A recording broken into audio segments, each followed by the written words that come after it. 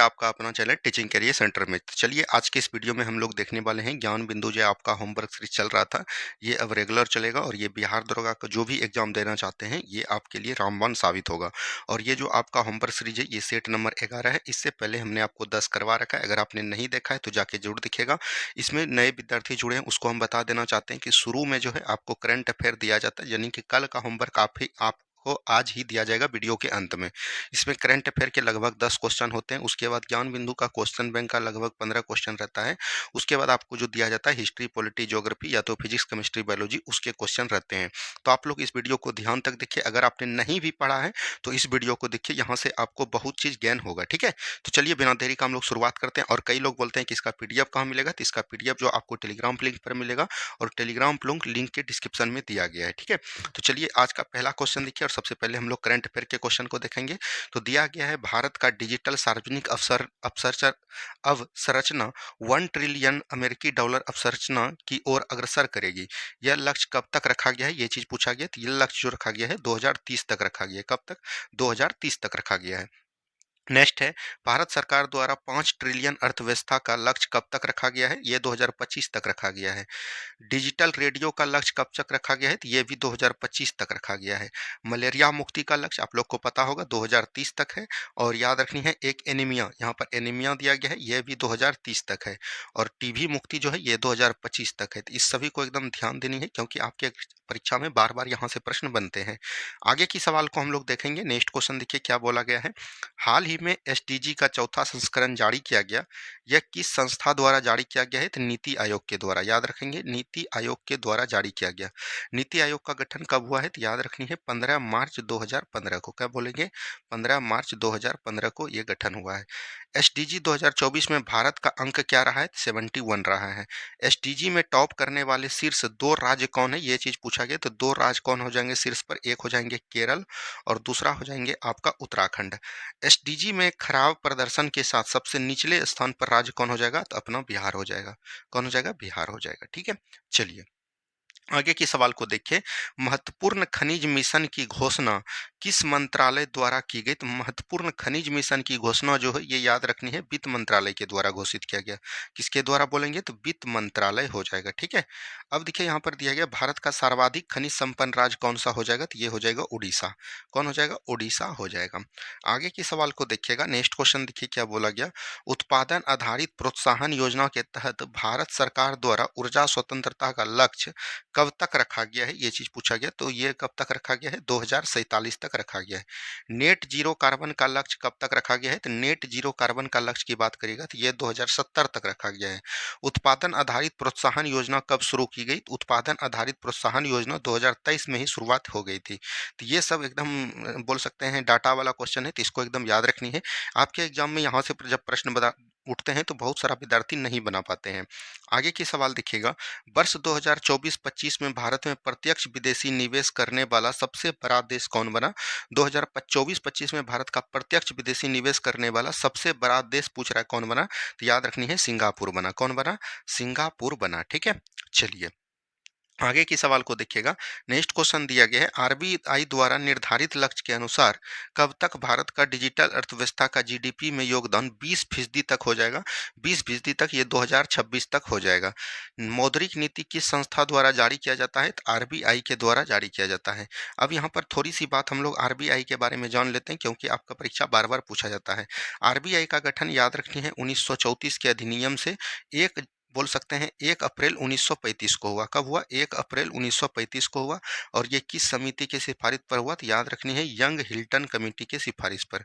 क्या बोलेंगे? Young Hilton की समिति के सिफारिश पर। इसका राष्ट्रीयकरण कब हुआ? तो याद रखनी है एक बोल सकते हैं इसका राष्ट्रीयकरण जो हुआ ये हुआ याद रखनी है 1949 में हुआ। 1 जनवरी 1949 में। क्या बोलेंगे?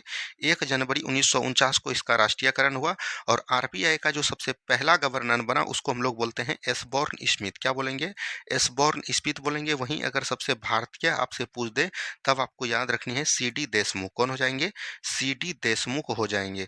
वहीं अगर अभी वर्तमान में अगर आपको पूछेगा, वर्तमान में आपका 26वें क्रम का बन गया है और वो आपका कौन है, तो याद रखनी है संजय मल्होत्रा हो जाएंगे। कौन हो जाएंगे? संजय मल्होत्रा हो जाएंगे। ठीक है, बढ़ेंगे हम लोग अगले सवाल की तरफ। नेक्स्ट क्वेश्चन को ध्यान से देखिए क्या बोल रहा है। हाल ही में किस कंपनी को महारत्न का दर्जा दिया गया? तो याद रखनी है हिंदुस्तान एरोनॉटिक्स लिमिटेड, यानी हाल हो जाएगा HAL। भारत में महारत्न कंपनियों की कुल संख्या कितनी है? तो महारत्न कंपनियों की कुल संख्या भी वर्तमान में 14 हो गई है और नवरत्न कंपनियों की कुल संख्या 23 हो गई है। ठीक है, चलिए आगे के सवाल को हम लोग देखेंगे। नेक्स्ट क्वेश्चन है, उपग्रह आधारित टोल प्रणाली किस संस्था द्वारा शुरू किए जाने की घोषणा किया गया? तो टोल प्रणाली जो है ये किसके द्वारा किया गया? तो इसरो के द्वारा शुरू किया गया। यहाँ पर बात आता है इसरो। इसरो का फुल फॉर्म क्या होता है? Indian space research organisation. इसकी स्थापना कब किया गया था? 15 अगस्त 1969 को किया गया। कब किया गया? 15 अगस्त 1969 को इसका स्थापना किया गया। और अभी जो है इसका वर्तमान में हेड कौन है, ये चीज पूछा जाएगा। और इसका हेडक्वार्टर यानी मुख्यालय कहाँ है, ये चीज पूछा जाएगा। तो वर्तमान में हो जाएगा, याद रखनी है बी जो है इसका हो जाएगा बी, डॉक्टर बी रमयन कुछ करके है, तो इसको एक बार देख लीजिएगा, बी रमयन है। और हेडक्वार्टर अगर आपको पूछेगा तो ये आपका कहाँ पर हो जाएगा? बेंगलुरु हो जाएगा। कहाँ हो जाएगा? बेंगलुरु हो जाएगा। ठीक है, चलिए आगे की सवाल को देखेंगे। जन आरोग्य योजना 2018 के तहत प्रति परिवार कितनी वार्षिक राशि मुहैया की जाएगी? यानी जन आरोग्य योजना 2018 में जो आया था उसके तहत जो है प्रति परिवार कितनी वार्षिक दर मुहैया की जाएगी, ये चीज पूछा गया। 5 लाख रुपया। क्या बोलेंगे? 5 लाख रुपया। चलिए आगे की सवाल को देखेंगे। नेक्स्ट क्वेश्चन है, 76वें गणतंत्र दिवस पर किस राज्य की झांकी को सर्वश्रेष्ठ झांकी का अवार्ड दिया गया? तो ये याद रखनी है यूपी के महाकुंभ को। क्या बोलेंगे? यूपी के महाकुंभ को दिया गया है। तो इसको आप लोग को एकदम याद रखनी है। आगे के सवाल देखिए, 10 करंट अफेयर होने के बावजूद अब जो है आपका क्वेश्चन बैंक से क्वेश्चन है। पदार्थ की पांचवी अवस्था किसे कहा जाता है? यानी याद रखनी है पदार्थ की मूल बोलिएगा तो 3 अवस्था है। एक आपका होता है ठोस, और दूसरा होता है आपका द्रव, और तीसरा आपका होता है गैस। ठीक है, लेकिन याद रखिएगा पदार्थ की चौथी अवस्था भी होती है, उसको हम लोग किस नाम से जानते हैं? प्लाज्मा के नाम से जानते हैं। और पदार्थ का अगर पांचवा अवस्था पूछेगा तो वो आपका कौन हो जाएगा? बोस आइंस्टीन हो जाएगा। क्या हो जाएगा? बोस आइंस्टीन हो जाएगा। ये चीज भी आपको याद करके हुए चल रही हैं। आगे के सवाल को देखेंगे। पूर्वी पश्चिमी गलियारा और उत्तरी दक्षिणी गलियारा एक दूसरे को किस स्थान पर काटते हैं? तो यूपी के झांसी में काटते हैं। कहाँ पर काटते हैं? यूपी के झांसी में काटते हैं। ये यूपी के झांसी में, जैसे बोल सकते हैं NH1 के बारे में पूछ रहा है और NH2 जो है आपस में कहाँ पर मिलता है, ये चीज के क्वेश्चन के बारे में पूछा जा रहा है। नेक्स्ट क्वेश्चन है, जननायक के नाम से प्रसिद्ध किस व्यक्ति को हाल ही में मरणोपरांत भारत रत्न पुरस्कार से सम्मानित किया गया? तो मरणोपरांत जो भारत को, तो ये हो जाएंगे जय, बोल सकते हैं कपूरी ठाकुर। कौन हो जाएंगे? जय नायक बोल सकते हैं, जय नायक कपूरी ठाकुर हो जाएंगे। कपूरी ठाकुर हो जाएंगे। बात करिएगा यहाँ पर है आपको भारत रत्न। भारत रत्न की शुरुआत की बात करिएगा तो भारत रत्न की शुरुआत 1954 में प्रारंभ हो गई थी और उस समय बोला था कि अधिकतम 3 व्यक्ति को दिया जाएगा, लेकिन हाल ही में मोदी सरकार ने 5 व्यक्तियों को दिया गया है। एक आपका हो जाएगा कपूरी ठाकुर, दूसरा याद रखिएगा हरित क्रांति के जनक MS स्वामीनाथन, MS स्वामीनाथन को दिया गया ये आपको। और तीसरे की बात करिएगा तो चौधरी चरण सिंह। क्या बोलिएगा? यूपी का मुख्यमंत्री था चौधरी चरण सिंह। और याद रखनी है PV नरसिम्हा राव। क्या बोलेंगे? PV नरसिम्हा राव। ठीक है, PV नरसिम्हा राव, इसको ध्यान दीजिएगा। और याद रखनी है आपको एक लाल कृष्ण आडवाणी। क्या याद रखेंगे? लाल कृष्ण आडवाणी। तो ये जो है 5 व्यक्ति को दिया गया है, तो इसको आपको ध्यान देनी है। और इसमें जो है याद रखनी है MS स्वामीनाथन कृषि से संबंधित है, बाकी जितने जो है ये नेता हैं, यानी साहित्य के क्षेत्र में ये अपना योगदान, समाज सेवा के क्षेत्र में ये जो योगदान दिए थे। आगे की शुरुआत करेंगे। बांध परियोजना को आधुनिक भारत के मंदिर किसने कहा था? देखिए बांध परियोजना जब 1948 ईस्वी में सबसे पहला स्वतंत्र भारत का बांध परियोजना किया गया था, उसको हम लोग क्या बोलते हैं? दामोदर नदी घाटी परियोजना बोलते हैं। और दामोदर नदी घाटी परियोजना कहने का मतलब हुआ कि इसको सबसे पहले मंदिर की संख्या, आधुनिक भारत का मंदिर किसने बोला? तो याद रखनी है जवाहरलाल नेहरू ने बोला। किसने बोला? जवाहरलाल नेहरू ने बोला। ये चीज भी आपको याद रखनी है। आगे की सवाल को देखेंगे। नेक्स्ट क्वेश्चन यहाँ पर दिया गया, अनुच्छेद 21 प्राण एवं दैहिक स्वतंत्रता के अधिकार संविधान के किस मौलिक अधिकार के तहत आता है? तो याद रखनी है आपको मौलिक अधिकार की बात करिएगा संविधान के भाग 3 में वर्णन किए गए हैं। और भाग 3 में पहले 7 मौलिक अधिकार था, लेकिन अभी वर्तमान में 6 मौलिक अधिकार है। तो पहला जो मौलिक अधिकार है याद रखनी है उसको हम लोग बोलते हैं समानता का अधिकार। समानता का अधिकार की बात करिएगा, समानता का अधिकार 14 से लेके 18 तक आर्टिकल है। दूसरा की बात करिएगा स्वतंत्रता स्वतंत्रता का अधिकार। और स्वतंत्रता का अधिकार की बात करिएगा तो ये जो है 19 से लेके 22 तक है। तो 19 से लेके 22 तक है, इसी में आता है अनुच्छेद 21, ये हो जाएगा स्वतंत्रता का अधिकार। क्या हो जाएगा? स्वतंत्रता का मौलिक अधिकार है। अब देखिए भाग 3 में जो है अनुच्छेद 12 से लेके 35 तक वर्णन किए गए हैं। एक बार इन सभी अनुच्छेद को देख लीजिए। अनुच्छेद 12 में क्या बोला गया है? मौलिक अधिकार की राजकीय परिभाषा। 13 में बोला गया है ये न्यायालय मतलब कि बोल सकते हैं लागू होने के पहले और भारत विभाजन होने के बाद न्यायालय में अपरिवर्तनीय होगा। 14 में बोला गया विधि के समक्ष समानता। 15 में बोला गया धर्म जाति लिंग के आधार पर किसी में भेदभाव नहीं किया जाएगा। 16 में बोला गया लोक नियोजन में अवसर की समानता। 17 में बोला गया और अस्पृश्यता का अंत यानी छुआछूत का अंत। 18 में बोला गया उपाधियों का अंत। 19 में बोला गया अभिव्यक्ति की स्वतंत्रता। 20 में बोला गया दोष सिद्धि के विरुद्ध संरक्षण। 21 में बोला गया प्राण एवं दैहिक स्वतंत्रता। 22 में बोला गया गिरफ्तारी के विरुद्ध संरक्षण। 23 में बोला गया बलात्श्रम एवं बैरागी प्रथा। 24 में बोला गया 6 या 14 वर्ष के कम बच्चे को कारखाना में शामिल नहीं किया जाएगा। 25 में बोला गया धार्मिक स्वतंत्रता। 26 में बोला गया धार्मिक कार्यों का प्रबंधन। 27 में बोला गया धार्मिक कार्य के लिए अगर आप धन इकट्ठा कर रहे हैं तो वहां पर टैक्स नहीं दिया जाएगा। 28 में बोल रहा है कोई भी विद्यालय अगर सरकारी पैसे से पूर्ण चल रहा है तो वहां पर धार्मिक शिक्षा नहीं दी जाएगी। 29 में बोला गया अल्पसंख्यक वर्गों के हितों के संरक्षण। और 30 में बोला गया अल्पसंख्यक वर्गों के हित अपना शिक्षक संस्थान खोल सकते हैं और वहां पर शासन प्रशासन कर सकते हैं। 31 में संपत्ति का अधिकार था, इसको निरस्त कर दिया। 32 में बोला गया संवैधानिक उपचार। तो इन सभी आर्टिकल को आपको याद रखनी है। नेक्स्ट क्वेश्चन देखिए, मिरातुल अखबार नामक पत्रिका किसने शुरू की गई थी? तो याद रखनी है राजा राम मोहन राय के द्वारा। क्या बोलेंगे? राजा राम मोहन राय के द्वारा ये शुरुआत किया गया था। राजा राम मोहन राय की बात करेगा इसके द्वारा कई सारी गठन किया गया, जैसे 1815 एक याद रखनी है, 1828 एक याद रखनी है, एक 1829 याद रखनी है। ये तीनों जो है बहुत ही इंपॉर्टेंट होते हैं राजा राम मोहन राय से। 1815 में इन्होंने याद रखनी है आत्मीय समाज का गठन किया था। क्या बोलेंगे? आत्मीय समाज का गठन किया था। ठीक है। 1828 में इन्होंने याद रखनी है ब्रह्म समाज की स्थापना किया था। 1829 में इन्होंने क्या किया था? सती प्रथा को अंत किया था। और सती प्रथा को जो अंत किया था ये किसके सहायता से? याद रखनी है विलियम बेंटिक की सहायता से। क्या बोलेंगे? विलियम बेंटिक की सहायता से। ठीक है। चलिए आगे के सवाल को देखेंगे। डीएनए तथा आरएनए कोशिका के किस भाग में पाए जाते हैं? तो ये केंद्रक में पाए जाते हैं। कहाँ पर पाए जाते हैं? केंद्रक में पाए जाते हैं। ठीक है। चलिए आगे के सवाल को देखेंगे। भारत पर आक्रमण करने वाला पहला इंडो ग्रीक शासक कौन था? तो पहला अगर बात करिएगा इंडो ग्रीक शासन कौन हो जाएगा? डेमी क्रिएटस हो जाएंगे। कौन हो जाएंगे? डेमी क्रिएटस हो जाएंगे। तो इसको एक बार पढ़ लीजिएगा। ठीक है। चलिए आगे के सवाल को देखिएगा। नेक्स्ट क्वेश्चन देखिए क्या बोल रहा है। नेक्स्ट क्वेश्चन यहाँ पर दिया गया, राज्य मंत्री परिषद को भंग करने की सिफारिश राष्ट्रपति से कौन कर सकता है? तो राज्यपाल कर सकता है। कौन करेगा? राज्यपाल करेगा। कौन करेगा? राज्यपाल करेगा। आगे के सवाल को देखेंगे। नेक्स्ट क्वेश्चन है दक्षिण भारत का मैनचेस्टर किस शहर को कहा जाता है? देखिए यहाँ पर बात करता है आपको भारत भारत का, या तो पूछेगा उत्तर भारत का, उत्तर भारत पूछेगा, या तो आपको पूछेगा दक्षिण भारत। ये तीन प्रश्न आपको बनते हैं। मैनचेस्टर किसको कहते हैं? तो याद रखनी है मैनचेस्टर जहाँ पर सूती वस्त्र का उत्पादन होता है उसको हम लोग मैनचेस्टर के नाम से जानते हैं। तो भारत का मैनचेस्टर कौन हो जाएगा? तो याद रखनी है अहमदाबाद को बोलते हैं। ठीक है। और उत्तर भारत का मैनचेस्टर किसको बोलेंगे? कानपुर को बोलेंगे। और दक्षिण भारत का किसको बोलेंगे? तो याद रखनी है कोयम्बटूर को बोलेंगे। क्या बोलेंगे? कोयम्बटूर को बोलेंगे। तो इस सभी बातों को ध्यान देते हुए चलनी है। आगे के सवाल को हम लोग देखेंगे। मुगल काल में पूरे राज्य का वित्त व्यवस्था दीवान नामक अधिकारी देखता था। यह पद किस मुगल बादशाह द्वारा लाया गया? तो दीवान पद का याद रखनी है किसके द्वारा लाया? मुगल शासक अकबर के द्वारा। अगर पूछेगा कि मुगल वंश की नींव किस युद्ध के द्वारा पड़ी, तो याद रखनी है 1526 में सबसे पहले पानीपत युद्ध से। क्या बोलेंगे? पानीपत का प्रथम युद्ध जो हुआ बाबर और इब्राहिम लोदी के बीच, इसमें जो है मुगल वंश की स्थापना पड़ी लोदी वंश के जगह पर। और इसको पूछेगा वास्तविक संस्थापक आपको पूछेगा, अगर संस्थापक पूछेगा तब तो बाबर हो जाएगा, और वास्तविक संस्थापक पूछेगा तब आपको अकबर देना है। अकबर ने कई सारे अच्छे काम किए, याद रखनी है। अकबर ने 1562 ईस्वी में जो है, उसके बाद 1563 ईस्वी में, उसके बाद 1564 ईस्वी में, इन सभी को याद रखनी है। 1562 ईस्वी में इन्होंने क्या किया? दास प्रथा को अंत किया। उसके बाद 1563 में तीर्थ यात्रा पर प्रतिबंध लगाया। ठीक है। उसके बाद जो है याद रखनी है 1564 ईस्वी में क्या किया? इन्होंने जो है जजिया कर को समाप्त कर दिया। तो ये सभी बात को याद रखनी है। आगे के सवाल को देखेंगे।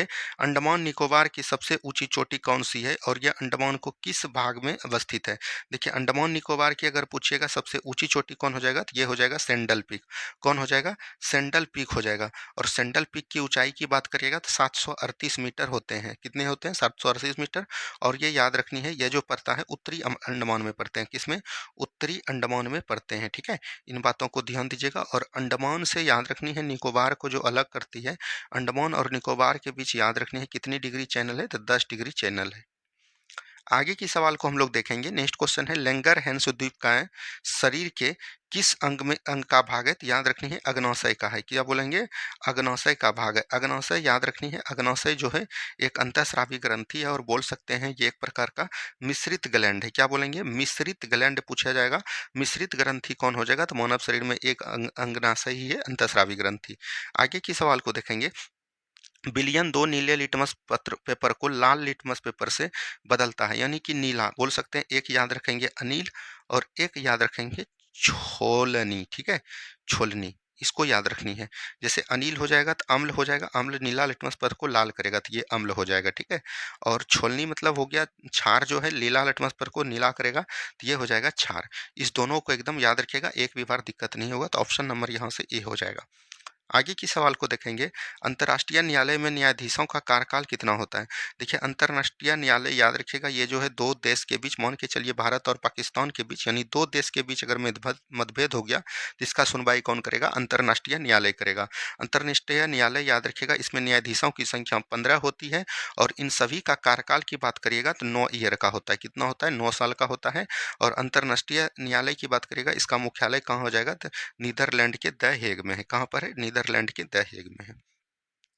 सूर्य किरण अभ्यास किन देशों के साथ आयोजित होते हैं, तो सूर्य किरण के अभ्यास भारत और नेपाल के बीच होते हैं। किसके किसके बीच होते हैं, भारत और नेपाल के बीच होते हैं, ठीक है।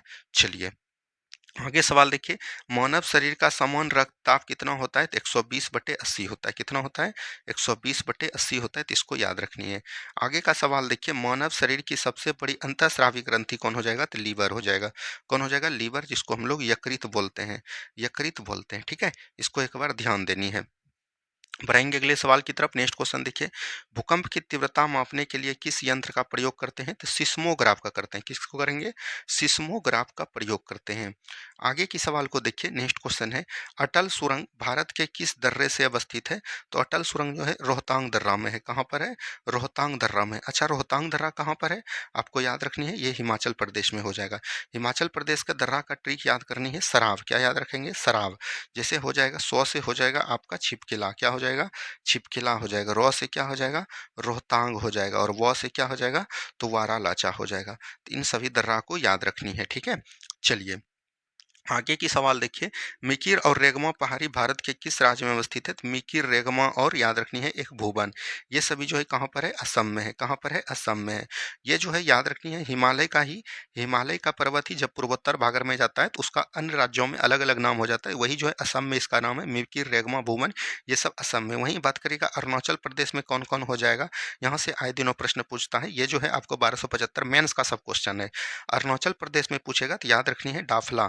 क्या हो जाएगा, डाफला हो जाएगा, मीरी हो जाएगा, अबोर, डाफला, मीरी, अबोर, मिश्मी, पटकाई बूम, ठीक है। अबोर, मिश्मी और याद रखनी है पटकाई बूम हो जाएगा। ये सभी कहाँ पर हो जाएगा, अरुणाचल प्रदेश में हो जाएगा। वहीं अगर बात करेगा मिजोरम में कौन हो जाएगा, तो मिजोरम में याद रखनी है मिजो पहाड़ी हो जाएगा। और या तो इसी को बोलते हैं हम लोग लुसाई पहाड़ी के नाम से भी जानते हैं। लुसाई पहाड़ी पर ही याद रखिएगा क्या है, ब्लू माउंटेन पर्वत है। ये भी जो है आपका बिहार दरोगा में पूछा गया है, ठीक है। चलिए आगे की सवाल देखिएगा। फ्रांसीसी क्रांति के समय फ्रांस का राजा कौन था। फ्रांसीसी क्रांति कब हुआ है, 1789 ईस्वी में हुआ था। 1789 से 1799 तक चला था। और उस समय वहाँ का शासक कौन था, तो लुई 16वां था। कौन था, लुई 16वां था। तो इसको ध्यान देनी है। आगे की सवाल को देखेंगे। नेक्स्ट क्वेश्चन है पाचन तंत्र में आहार नाल का सबसे बड़ा हिस्सा कौन होता है।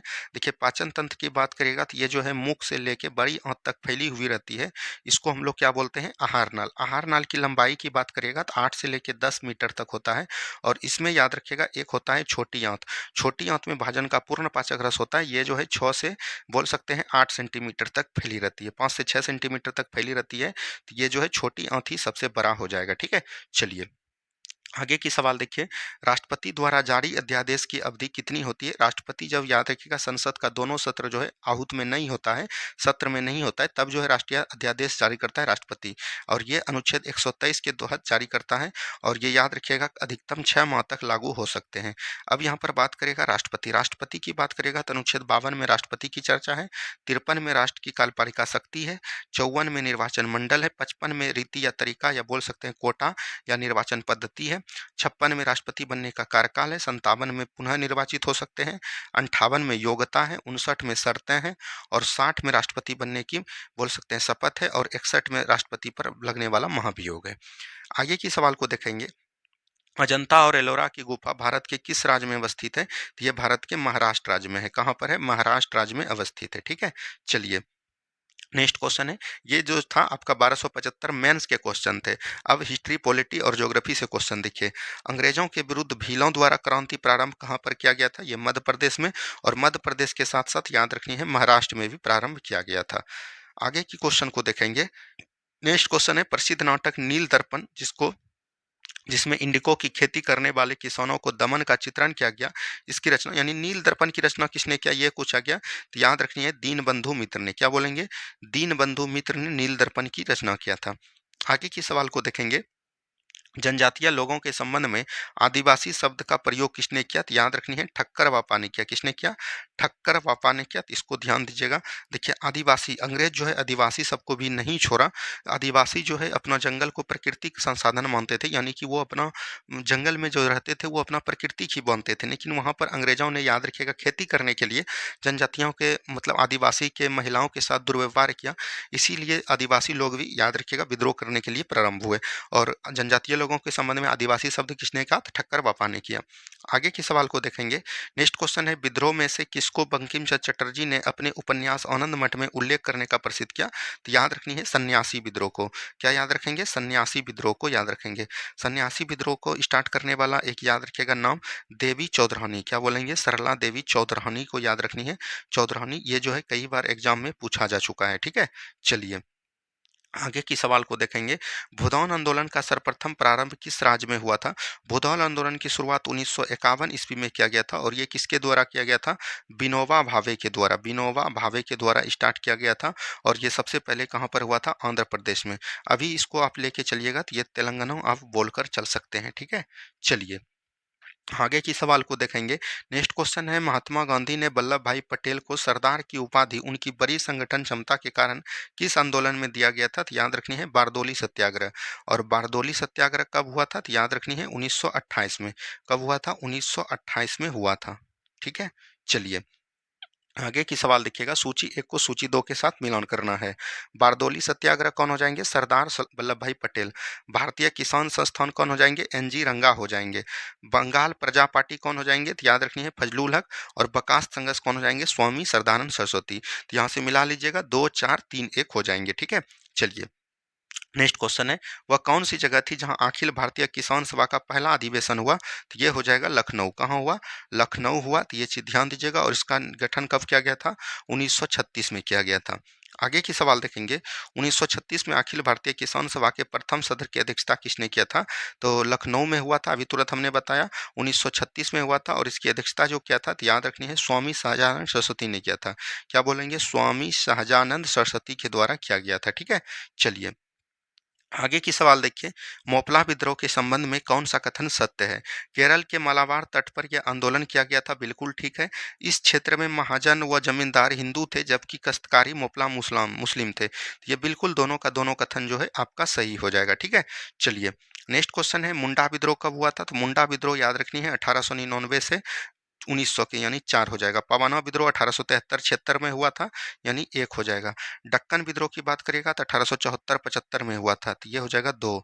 और मोपला विद्रोह 1921 में हुआ था, तो यानी हो जाएगा 3। यानी 4 1 2 3 इसका बिल्कुल राइट आंसर हो जाएगा। आगे की सवाल देखिएगा। ब्रिटिश सरकार ने नील आंदोलन का गठन कब किया गया था? नील आंदोलन का गठन की बात करिएगा तो 1859 में किया गया था। यहाँ पर आंदोलन की जगह पर अगर आयोग कर लीजिएगा तो वेरी वेरी इंपॉर्टेंट हो जाएगा। ठीक है, चलिए नेक्स्ट क्वेश्चन देखिए क्या बोला गया। नेक्स्ट क्वेश्चन है कौन सा आंदोलन विशुद्ध रूप से गांधीवादी तरीके से लड़ा गया पहला आदिवासी असहयोग आंदोलन था? तो याद रखनी है ताना भगत आंदोलन। क्या याद रखेंगे? ताना भगत आंदोलन। और ताना भगत आंदोलन की शुरुआत कब हुआ था? 1914 ईस्वी में शुरुआत हुआ था। और याद रखनी है ये जो किसके नेतृत्व में हुआ था? तो जतरा भगत के नेतृत्व में। क्या याद रखेंगे? जतरा भगत के नेतृत्व में। इसको एकदम आपको याद रखते हुए चलनी है। ठीक है, चलिए बढ़ेंगे हम लोग अगले सवाल की तरफ। नेक्स्ट क्वेश्चन देखिए, निम्नलिखित में से कौन सा लेगून झील है? तो लेगून झील हो जाएगा आपका चिल्का झील हो जाएगा, पुलकट झील हो जाएगा और केलुरु झील भी हो जाएगा। तो 1, 2 और 3 आप चल सकते हैं, लेकिन केलुरु झील जो है घटना चक्र सब में केलुरु झील को भी याद रखनी है। इसको लेगून झील का दर्जा दिया गया है, लेकिन वास्तविक रूप से ये केलुरु झील नहीं है। चिल्का झील आपका कहाँ पर हो जाएगा? उड़ीसा में हो जाएगा। कोलुरु झील आंध्र प्रदेश में और पुलकट झील हो जाएगा तमिलनाडु में और पेरियार झील हो जाएगा आपका केरल में। ठीक है, चलिए आगे की सवाल को देखिएगा, मानव निर्मित गोविंद सागर झील का संबंध किस परियोजना से है? मानव निर्मित गोविंद सागर परियोजना की बात करिएगा तो ये किससे संबंधित हो जाएगा? ये चीज क्वेश्चन पूछा गया, तो याद रखनी है भाखड़ा नागल परियोजना। क्या बोलेंगे? भाखड़ा नागल परियोजना। अच्छा, भाखड़ा नागल परियोजना किस नदी पर है? तो सतलज नदी पर है। आगे की सवाल देखिए, निम्नलिखित में से कौन सा मीठे पानी का झील है? तो डल झील खारे पानी का झील है और ये कहाँ पर है? जम्मू कश्मीर में। बुलर झील जो है याद रखिएगा जम्मू कश्मीर में है और ये मीठे पानी का है।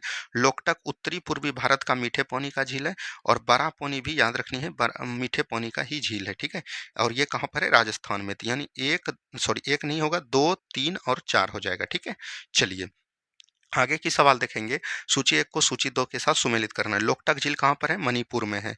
तो एक इसको मणिपुर कर लीजिए। ठीक है, इसको क्या बना लीजिए? मणिपुर। लोकटक झील कहाँ पर हो जाएगा? मणिपुर। चिल्का झील कहाँ पर हो जाएगा? उड़ीसा हो जाएगा। भीमताल झील कहाँ पर हो जाएगा? उत्तराखंड हो जाएगा। यानी 1, 2 हो जाएगा। पुलकट झील आंध्र प्रदेश और तमिलनाडु सीमा पर हो जाएगा, तो यानी 4। यानी 3, 1, 2, 4 इसका बिल्कुल राइट आंसर हो जाएगा। आगे की सवाल को हम लोग देखेंगे। बिहार की वह झील जिसे बिहार का पहला रामसर स्थल घोषित किया गया, तो याद रखनी कौन हो जाएगा? कामरताल झील हो जाएगा। क्या बोलेंगे? कामरताल झील हो जाएगा। और कामरताल झील कहाँ पर है? तो याद रखनी है बेगूसराय में है। कहाँ पर है? बेगूसराय में है। ठीक है, चलिए बढ़ेंगे अगले सवाल की तरफ।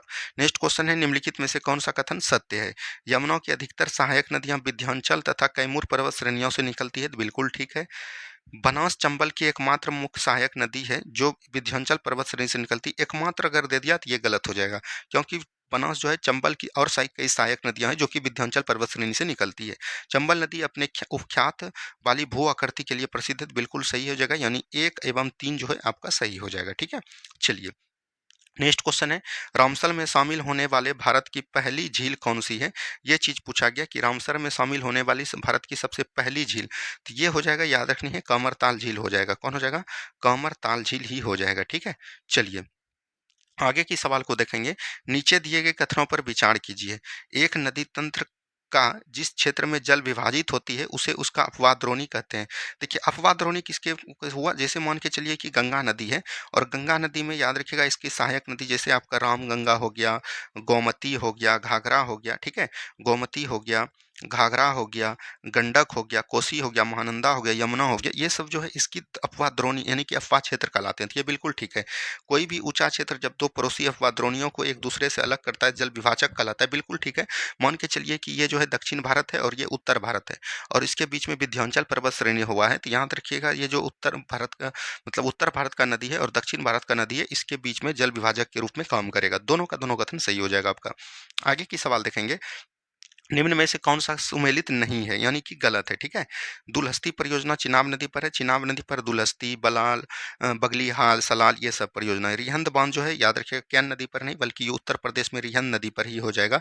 यही आपका गलत हो जाएगा।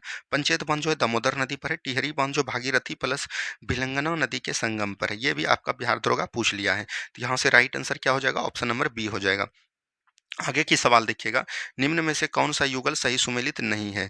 तो बाली मेला, इंद्रावती, नागार्जुन सागर बांध, कृष्णा नदी, नीरा बांध जो है ये महाराष्ट्र में है और याद रखिएगा तुंगभद्रा नदी पे नहीं बल्कि नीरा नदी पर ही है और ये ही आपका गलत हो जाएगा। तो ऑप्शन नंबर सी बिल्कुल राइट आंसर हो जाएगा। ठीक है, चलिए आगे की सवाल देखेंगे। कौन सी नदी मैकाल रेंज में नहीं निकलती है? देखिए मैकाल रेंज मतलब अमरकंटक की पहाड़ी से मध्य प्रदेश से, तो तापी नदी नहीं निकलती है। तो याद रखनी है तापी नदी जो है सतपुरा रेंज से निकलती है। तो यही बिल्कुल राइट आंसर हो जाएगा। आगे की सवाल देखिएगा। सूची 1 को सूची 2 के साथ सुमेलित करना है। तो कोलेरू झील है। कोलेरू झील आपका कहाँ पर हो जाएगा? याद रखनी है उसके बाद नक्कू झील है, रूपकुंड झील। रूपकुंड झील आपका कहाँ पर हो जाएगा, याद रखनी है, ये हो जाएगा उत्तराखंड में, ठीक है। नक्की झील आपका कहाँ पर हो जाएगा, राजस्थान में हो जाएगा। कोलूरू झील आंध्र प्रदेश में हो जाएगा। और पुरुषराम कुंड हो जाएगा अरुणाचल प्रदेश में। यानी 2 3 4 1 हो जाएगा, ठीक है। चलिए आगे की सवाल को देखिएगा। निम्न कथनों पर विचार कीजिए तथा नीचे दिए गए कूट की सहायता से सही उत्तर का चयन कीजिए। झीलें स्थिर जल का संचयन होती है, बिल्कुल ठीक है। झील चारों ओर थल से अवरुद्ध होती है, स्थल से, ये बिल्कुल, ये कल भी क्वेश्चन हो गया था। कैस्पियन सागर विश्व की सबसे बड़ी झील है। चिल्का झील भारत की सबसे बड़ी झील है, तो ये कल भी हुआ था, यानी इसमें सभी कथन जो है आपका सही है, ठीक है। चलिए आगे की सवाल देखेंगे। निम्न कथनों पर विचार कीजिए तथा नीचे दिए गए कूट की सहायता से उत्तर का सही चयन कीजिए। भारत में भाखड़ा सबसे ऊंचा बांध है, बिल्कुल ठीक है, भाखड़ा नंगल सबसे ऊंचा बांध है। भारत में चिल्का झील सबसे बड़ी खारे पानी की झील है, तो ये भी ठीक है। भारत में लोकटक सबसे बड़े मीठे पानी की झील है, नहीं, लोकटक नहीं, जबकि बूलर झील होगा। बूलर झील जो है भारत की सबसे बड़ी मीठे पानी की झील है, जम्मू कश्मीर में। वही अगर लोकटक झील के बारे में पूछता और यही देता उत्तर भारत, उत्तर पूर्वी भारत का सबसे बड़ा मीठे पानी का झील कौन हो जाएगा, लोकटक झील, यानी 3 गलत हो जाएगा। तो सही आपका 1 या 2 दोनों है। आगे की सवाल देखिएगा। भारतीय संविधान की प्रस्तावना उद्देशिका में कौन सा शब्द यह दर्शाता है कि भारत किसी भी बाहरी नियंत्रण से मुक्त है। ये बताता है, याद रखनी है, ये जो मतलब कि बोल सकते हैं भारत, बोल सकते हैं बोल सकते हैं संपन्न संभूत, जो बताता है उसी के द्वारा जो है इसका निर्माण किया जाता है। और बार बार यहाँ पर पूछा जाता है, तो याद रखनी है, इसको हम लोग बोलते हैं संपर्म संपर्म भू सप्पन, ठीक है। ये याद रखनी है, इसको थोड़ा बोलने में दिक्कत हो जा रहा है, तो याद रखनी है, भारत एक संपन्नभूत संपन्न राज्य बनाने की चेष्टा रखता है, तो यही हो जाएगा बिल्कुल राइट आंसर। मतलब कि इसको नहीं अंदर से दिक्कत है, नहीं बाहरी दिक्कत है। आगे की सवाल देखेंगे। उद्देश्य प्रस्ताव को किसने आगे बढ़ाया जिसके बाद में भारत में संविधान में प्रस्तावना के रूप में रूपांतरित किया गया। तो उद्देश्य प्रस्ताव को किसने आगे बढ़ाया, तो जवाहरलाल नेहरू ने बढ़ाया। क्या बोलेगा, जवाहरलाल नेहरू ने जो है उद्देश्य प्रस्ताव को कब स्वीकार किया था, यानी कि पारित कब किया था, तो याद रखनी है 13 दिसंबर 1946 को। और ये पारित कब हुआ, तो याद रखनी है 22 जनवरी 1947 को हुआ। कब हुआ, 22 जनवरी 1947 को हुआ, ठीक है। चलिए नेक्स्ट क्वेश्चन है, निम्न में से किसने भारतीय संविधान की प्रस्तावना को संविधान का कुंजी नेट का, कुंजी नोट मतलब कि बोल सकते हैं कि जो इंपॉर्टेंट चीज रहता है उसी को बोलता है कुंजी नोट। और इसको किसने किया है, तो याद रखनी है अर्नेस्ट वेकर ने किया। किसने, अर्नेस्ट वेकर ने किया है, तो इसको ध्यान देनी है। आगे की सवाल को देखेंगे। नेक्स्ट क्वेश्चन है, निम्न में से कौन सा कथन सत्य नहीं है। इसको सत्य है यहाँ पर बताइए, सत्य नहीं है, बिल्कुल ठीक है। भारतीय संविधान के लागू होने की तिथि 26 नवंबर 1949 है, नहीं, ये गलत हो जाएगा। लागू होने की तिथि हो जाएगा 26 जनवरी 1950। क्या हो जाएगा, 26 जनवरी 1950, तो ये गलत हो जाएगा।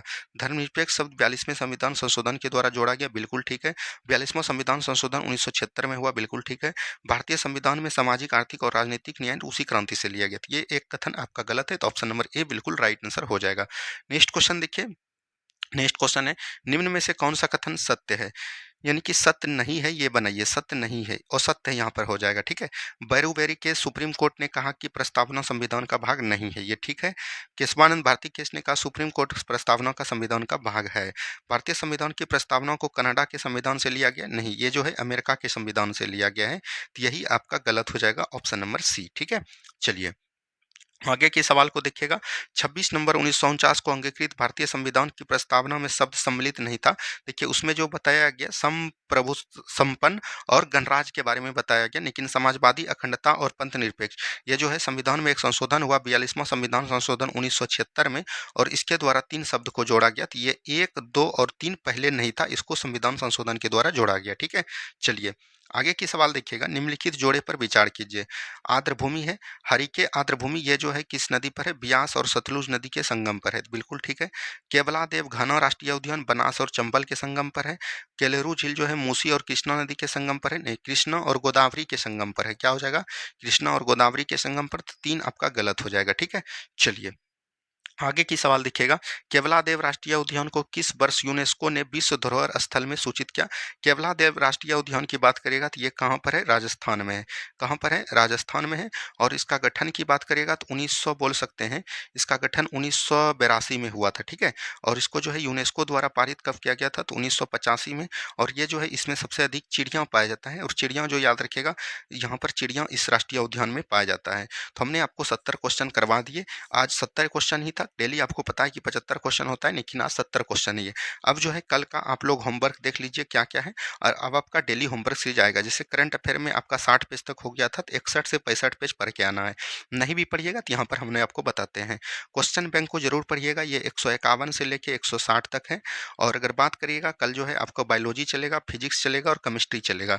इन सभी को याद रखनी है। चौथा चैप्टर आपका पढ़ने वाला है। बायोलॉजी में प्लांट किंगडम है, फिजिक्स में आपका फ्रैक्शन है, ये चीज़ ध्यान दीजिएगा। और ये केमिस्ट्री में आपका रासायनिक अभिक्रिया है। और इकोनॉमिक्स में आपको जो पढ़ के आना है, क्वेश्चन बैंक से 239 पेज से 42 पेज पढ़ के आना है, ठीक है। और बात करिएगा तो इतना चीज़ आपको एकदम ध्यान देते हुए चलनी है। अब जो है आपका डेली होमवर्क से चलेगा, और शाम में आपको कमेंट चाहिए कि ज्ञान बिंदु का जो भी क्वेश्चन बैंक बचा है उसको हम पूरा करवा दें, या तो दरोगा का जो हम प्रैक्टिस सेट लाते थे वो लाएं। ये दोनों चीज़ आपके लिए इंपॉर्टेंट है, तो आप लोग ध्यान से बताइएगा। ज्ञान बिंदु का जो क्वेश्चन बैंक है इसमें 5 सेट अभी आपका बचा हुआ है, इसको पहले पूरा कर लें, या दरोगा का प्रैक्टिस सेट लाएं, तो इसको एक बार आपको जरूर कमेंट करनी है। धन्यवाद, मिलते हैं हम लोग नेक्स्ट वीडियो में। जय हिंद, जय भारत।